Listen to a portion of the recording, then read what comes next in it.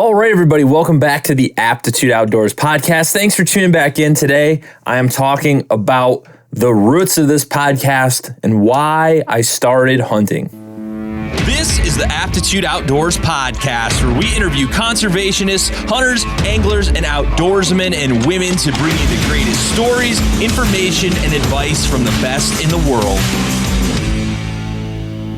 So for anybody who's listened for a while now knows that in 2015, I thru-hiked the Appalachian Trail.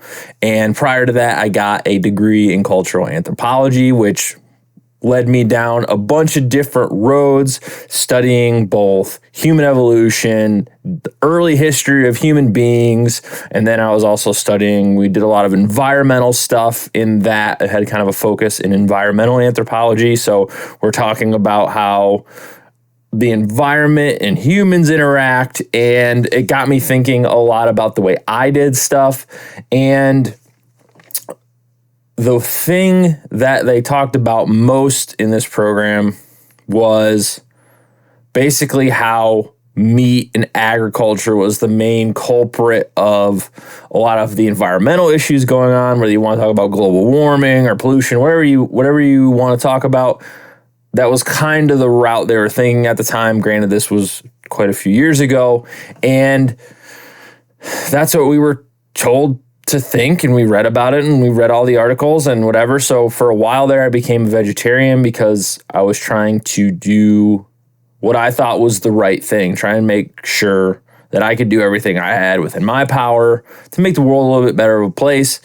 Young, idealistic, still idealistic, but I've read a lot of research since then, and it just kind of got me thinking that once I left college, I was on the trail. I had 24 hours a day, 7 days a week for 6 months straight to just think about stuff. That's all I did. Walk, think, listen to audiobooks, walk, think, eat, sleep. That was my life for 6 months.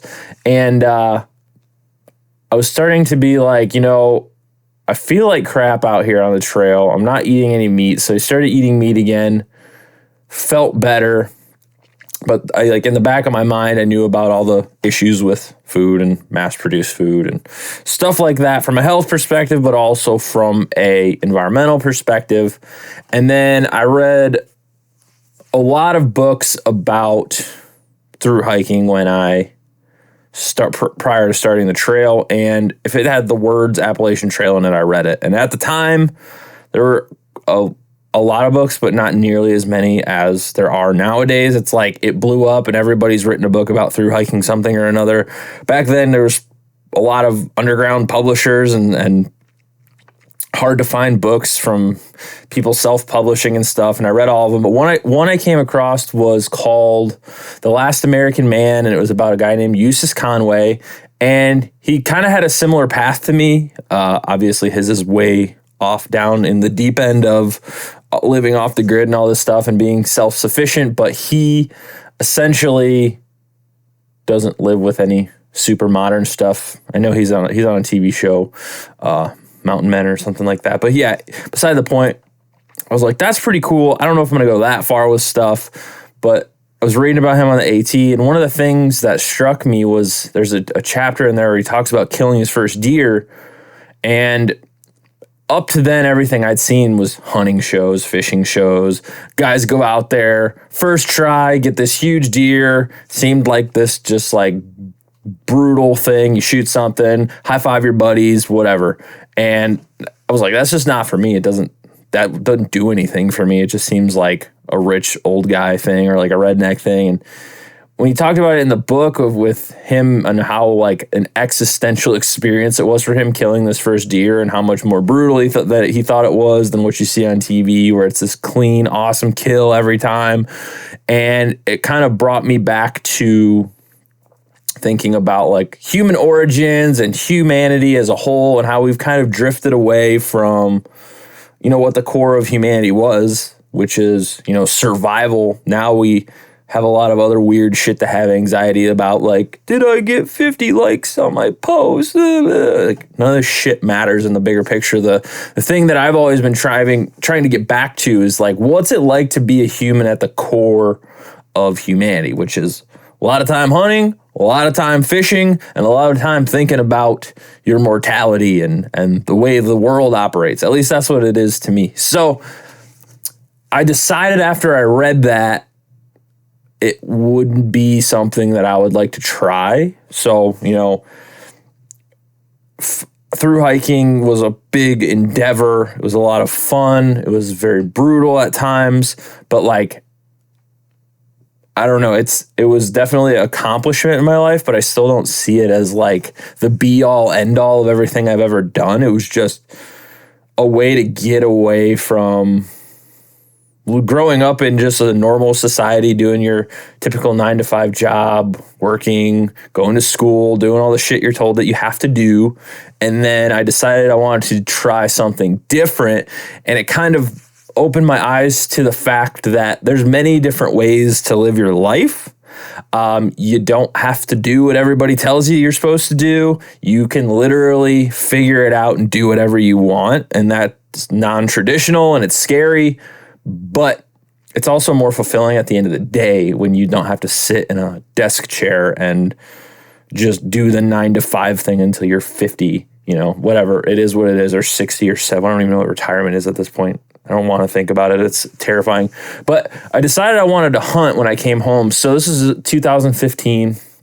And so, you know, I also started going through this ethic of like I said earlier, I didn't agree so much with that. It's like my fault individually for all this environmental shit that's happening. Yes, human population, all the individuals add up to the whole of the population. So, you know, I just started reading more about how these really big corporations, these huge oil companies, huge manufacturers are really the ones causing a lot of the bad, really, really disgusting pollution that's like messing with the environment right now and is causing a lot of issues for wildlife, people, all of the above. And yes, I that's not a check out like, oh, no personal responsibility for me. I'm just going to throw everything in the street and in the ditch and don't care what happens. It's not that. It's just that, you know, my individual actions can only do so much. And there's some, like, even if we all stopped using water bottles or whatever, it wouldn't even add up to what some of these companies are doing from a pollution standpoint. But I wanted to still do the best I could to kind of remove myself from the system, like kind of like Eustace Conway does or did, or I don't know what he does at this point in time. It doesn't matter. That ethic was instilled in me, and I still have a job. I still live in a house, and I still have to buy food at the grocery store because I'm still not that great at hunting. It's very difficult, especially, you know, just learning it all and reading about it and spending tons of hours in the woods. It's not TV. It's tough. And I wanted to just be more self-sufficient. So that's why I really dove into hunting and fishing post through hikes. So my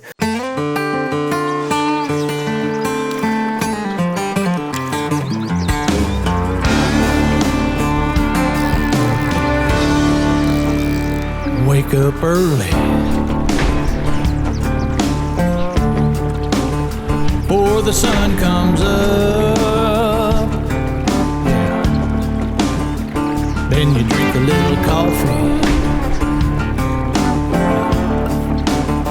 fire the gator tail up, then you hit it on out where no man goes. Gator tail flying and the rooster crows, the promised land. I got a job at a park district, and I worked there for a summer, like 6 or 8 months, and met, you know, somewhat like-minded people, but a lot of the people that work that I've met at the park district for like your typical granola hippie vegan, like, oh, let's just eat hummus and save the world. And I'm like, that doesn't jive with me. Like, that's not how stuff works. He's like, you can't just solve all your problems by eating plants. Like, it's not going to change that much. So I did meet a guy named Bill. He wanted to get back into hunting. He hadn't hunted in a really long time, and he's a little older than me, and we decided we were going to hunt. So my father-in-law had some farmland. He said we could hunt there, and I had no idea what I was doing. I had come home and when I decided that I wanted to do this, when I was like just made the commitment, like I'm going to hunt and figure this out. You might have heard of this little show called MeatEater that was out at the time. I think the first 3 seasons back then were on Netflix in 2015. And I just watched pretty much all of them within a few days. And that was another situation where it wasn't just shoot something, high five, throw it in the truck, good to go. Me and my buddies killed it. It's awesome. It was more thought provoking and more thoughtful. And like there were episodes where he didn't kill anything. And that really kind of hit home with me because I knew it would be hard. But he also, like when Steven Rinella went out, he was like very respectful of the process, and it wasn't just out there to kill stuff. And he taught you everything from how to butcher it and eat it and cook it. And it was like, this is something I can do. And I bought all of his books. I bought every book on Amazon that was affordable about deer hunting. Some of those books are ridiculously expensive. So I just bought the main ones that if you typed in deer hunting books on Amazon right now, they're probably the same ones. The MeatEater books on how to hunt and butcher large game, all this stuff. Bought all that stuff, read through it all. And when I felt like I was ready to go that hunting season, I just said, let's do it. So I borrowed a shotgun from my dad, 12 gauge. He had a box of slugs for it. Went out and shot those at a pizza box in the cornfield, hit it, and I figured that was good enough. And then I went to Walmart the night before I hunted for the first time and bought camo. I didn't own any camo at the time. I bought a Realtree camo jacket that I still wear all the time. It's just like a beater jacket because it's definitely not warm. But I bought that, some camo pants, and I bought a face cover mask and a hat, and none of it matched. And definitely was not warm. I cobbled together a bunch of layers that I used when I was backpacking, some like thermal base layers and stuff, which are great for when you're moving, but when you're sitting still, don't do shit. I had this big puffy down coat on under my hunting stuff, and it just all, I felt like that kid from A Christmas Story in that big puffy suit. So yeah, it was not ideal. Froze my ass off, but we decided to do it. So we went out there and sat. It was so cold. There was snow on the ground. It was like a light dusting of snow all the way across the field. And we didn't have a blind. We didn't have stools. We didn't have anything. We just had our shotguns out there. I didn't have a backpack. I didn't have a water bottle. We just went out there and sat in the woods. I was like 25 maybe. And so we're out there and, you know, I'm not expecting anything. I'm like, you know, the chances of me killing a deer are pretty low. And lo and behold, the sun kind of comes up behind the trees. I can see it's shining over my back. I can see the woodlot across from me. I'm just watching it, you know, trying not to fall asleep. And out of thin air, as they always seem to appear, this deer just steps right out of the woodlot. He's got steam coming out of his nostrils, breathing, and he's just rooting around, eating. And all of a sudden, he starts just trotting at a beeline at me to cross this field and come to the woodlot where I'm at, which now I know he's probably just checking his deer territory. And I just really didn't know what to do. I lifted my gun up, I shouldered it, I put the crosshairs on him, and everybody always said, wait till they're as close as they can get before you shoot. So I'm just like letting this deer, he's walking directly at me, like straight beeline towards me. I'm like, I don't know what to do. So I'm just sitting there waiting, and he probably gets less than 30 yards away, and I'm getting ready to pull the trigger, and I'm like, all right, if we're going to do this, let's do it. And as soon as I like commit, he pops his head up, and I pull the trigger because I'm like, oh, he's about to run. And as soon as I pull the trigger, he does a fucking 180 spin. Like, fuck. And I did hit him. Terrible shot. It's just one of those everything can go wrong, will go wrong situations. Hit him like right in the back leg. And I felt terrible. I was like, what the fuck do I do now? Like, I don't know what to do. So I jumped up, ran across the woodlot to my buddy Bill. I was like, I just shot this deer. I don't know what the hell to do. It ran off. And he ran into the woodlot across from us. I called the neighbor, get permission to go over there. And there's a blood trail going across in the snow. And just follow the blood trail, fades out. We're going through this thick brush. he is circled all over the damn place trying to like hide or whatever, probably obviously in a panic. And I'm just like, we have to find this deer. Like, I've never tracked anything before. I'm just using my common sense. Like, there's blood on the ground. He could have gone left, right, or straight. He's somewhere around here. And we just keep circling and finally find this little patches of blood on the edge of the field. He had run out into the field, turned north in the woodlot, and then ran back into the woodlot. And we finally found him. He was laying down in this thick brush. And just seeing that deer just like panicked and startled laying on the ground was terrible. I was like, well, I did this. I have to like get this over with. So, shot the deer again, did it, got him like out of commission. And then, it's like, that's the first time you ever just watch something die. Like, it was breathing and now it's dead. And there's like a definitive line where it's like done. So we're kind of like, well, now what? And I had this like immense weight, like I killed this thing. I don't know what I'm doing. I got to figure this out. So we had, I had what is it called? Like our Bill in his backpack had a safety strap for climbing a ladder stand, even though we didn't have ladder stands, and we tied it around his antlers and drug him. And by the time we found him, it was warm. The sun had already fully come up. It was probably around 10, 11 o'clock or something. The light snow had all melted, turned the field to mud. So we're dragging this thing. We drag it back to the woodlot where we were hunting, or where my father-in-law's property was, gut it, do all that stuff. And then we drag it back to my house. In total, it's probably a half mile of dragging this deer. It's all covered in mud. I'm all covered in mud. I'd sweat through all my clothing. It was brutal. It's super dehydrated, but I was super stoked. Didn't have a tree to hang it in the yard, so went to the gas station, bought a big bags of ice and stuffed it inside of its cavity.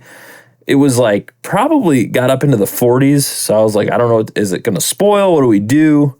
And it was on a Sunday or something, so the butcher was closed that day or something. I don't remember. I'm pretty sure they were closed. So I went and took it the next morning. We drove, got it processed, and it was just really an awesome feeling to know that I was able to hunt something, kill it, take its body and put it into food. And it was just, every time I ate it, I was just like, this seems like the right thing to do, even though it's kind of gruesome, kind of brutal.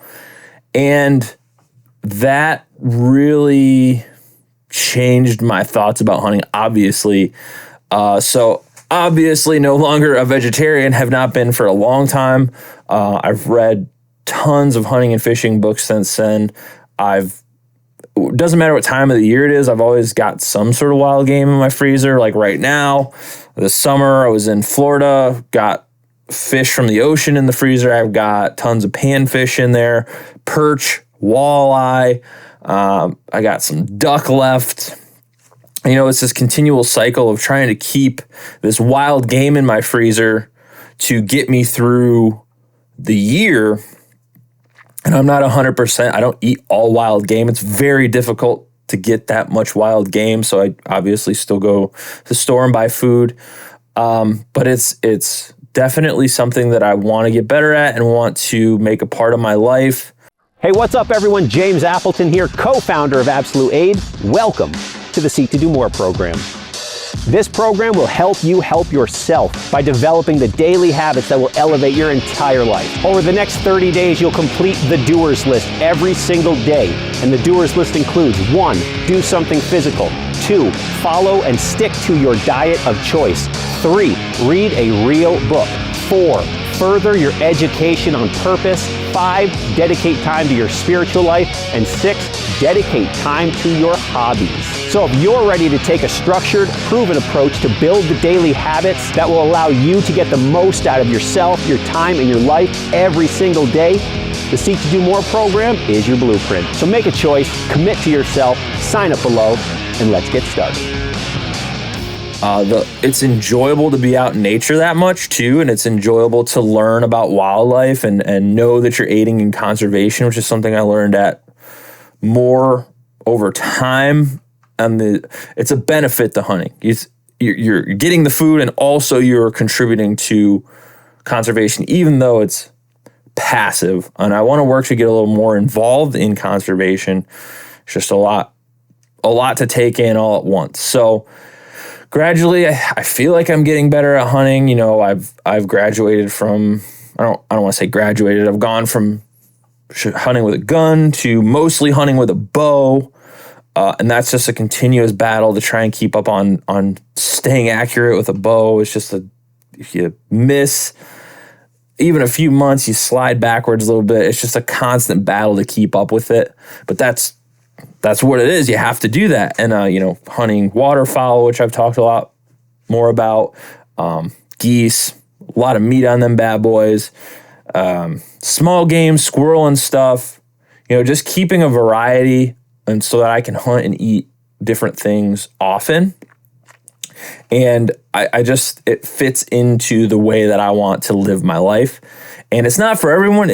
Some people it's just a complete turnoff. Some people can't handle the thought of killing something, which is what it is. But we've operated as humans for that way for a very, very long time. Like the majority of human existence was, as they say, red tooth and claw. I mean, we were hunting, and agriculture came along, and now we're all fat. So it's a trade-off. But hunting, is why I try and stay in shape, because tromping through the woods and adverse conditions and mud and long walks and dragging heavy stuff and carrying guns and bows and dragging deer and hiking through swamps and marshes and stuff is brutal. Fishing is a lot of energy, dragging a boat out, dragging a kayak, long days on the water, reeling in, especially in the ocean fishing, those huge fish, sharks, those things are tough. And it's just kind of a philosophy that I live by now. It's become part of just what I do and who I am. And I'm excited about it. I like being able to live with the season.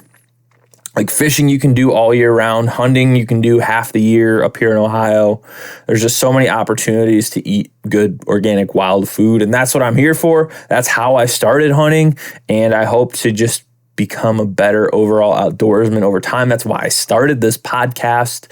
Aptitude Outdoors is in the name. Well-rounded outdoorsman or outdoorswoman. You want to be continually building your skills in the outdoors. Aptitude, you want to have a good aptitude for all of these things. And that's what I want to do. So that's why I started this. That's why I'm still here. That's why I'm still doing it. Trying to talk to people who I think are experts and have a good ethic about hunting and fishing, because there's plenty of people who don't, and those aren't the people that I try and learn from. I'm trying to learn from the best in the business and the people who are doing it for the right reasons. So I hope you guys enjoy that. I know the podcast has changed over time, and I hope you enjoy what I'm bringing to you. So thanks for listening or watching, and I will be back soon with another episode. Hey, thanks for listening to the Aptitude Outdoors Podcast. If you're getting anything out of this, if you're learning something, if it's helped you in any way, go down in the link below and buy me a coffee. Throw me $1, throw me $2. We greatly appreciate it. Just using it to keep this ship afloat. So thank you very much.